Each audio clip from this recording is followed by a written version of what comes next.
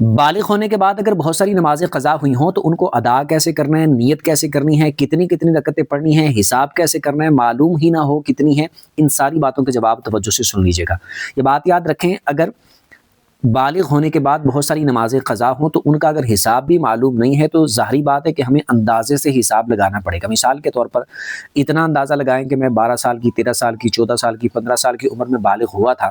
اور بالغ ہونے کے بعد پھر مثال کے طور پر اتنے سال میں نے نمازیں نہیں پڑھی، 1 سال، 2 سال، 3 سال، 5 سال، 10 سال، جتنے سال آپ کو لگتے ہیں احتیاطاً اس سے تھوڑا سا زیادہ اندازہ لگا لیں۔ پھر اس میں دیکھیں کتنے مہینے ہوتے ہیں، کتنے دن ہوتے ہیں، ہر دن میں کتنی نمازیں ہوتی ہیں، 5 نمازیں وہ والی اور چھٹی وتر کی نماز،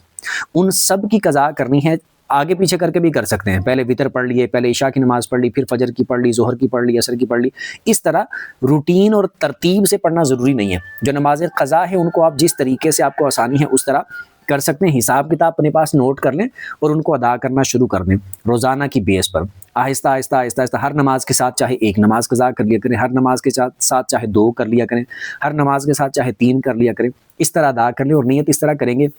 کہ 2 رکعت فرض نماز فجر، اور دل میں ارادہ کر لیں کہ وہ جو میری قضا ہوئی تھی وہ پڑھنے لگا ہوں، یا صرف اتنا ارادہ کر لیں کہ فجر کی قضا نماز پڑھنے لگا ہوں جو میری ہوئی تھی، یا اس طرح کر لیں کہ جو سب سے پہلے فجر قضا ہوئی تھی وہ پڑھنے لگا ہوں، وہ ادا ہو جائے گی، اس کے بعد دوبارہ پھر پڑھیں گے کہ سب سے پہلے جو فجر قضا ہوئی تھی وہ پڑھنے لگا ہوں،